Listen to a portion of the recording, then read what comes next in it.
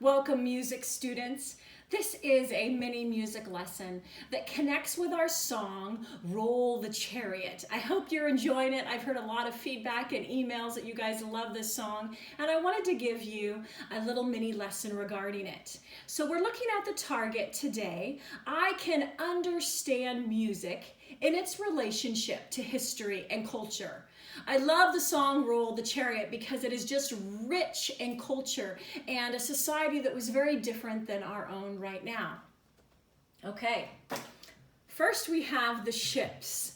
The ships were unique because they did not have gasoline-powered engines. So in order to go and move forward in the water, they had to catch the wind in their sails. So these sails and masts were very tall and very powerful to catch strong winds. And once that wind caught those sails, boy, you'd better hang on behind because you are moving. If there was no wind, that meant that you would get out the oars and begin to row. And oftentimes men had to spend long hours rowing these ships using just their muscles. So it would be much better if the wind was in the sails. Verse 2 talks about how we'll be all right if we make it around the horn. Well, what's the horn? Actually, the horn is a geographic location, so I want to show you where it is on the globe. International trade was very dependent upon sailing. There were no airplanes at the time, and so the sailors were the ones that were making trade happen. Let's find where we are on the map. Here is America, Washington, Oregon, and California. This is the West Coast. Something very powerful happened on our West Coast, and it was the discovery of gold. And there was a lot of sailing and shipping and trade that happened when that happened. So if you were a sailor and you were going to go from California, you would get on your ship and start going down along Mexico. The Panama Canal in this area was not built till 1914.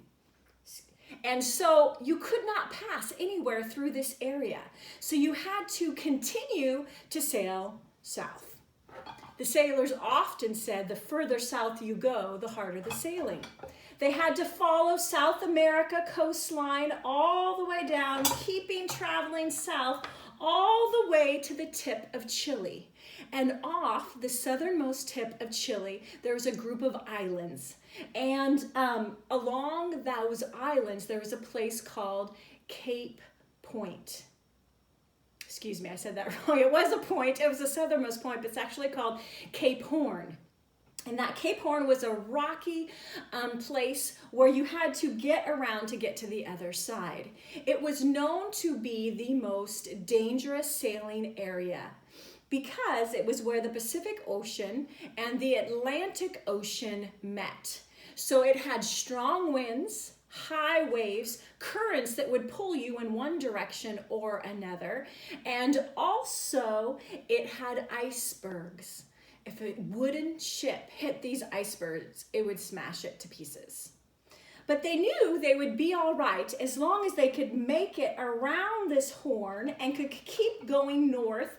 Then they could trade with Africa, keep going up Africa, and also trade with Europe. So that was the journey that many of these sailors took. I hope you enjoy your song, Roll the Chariot.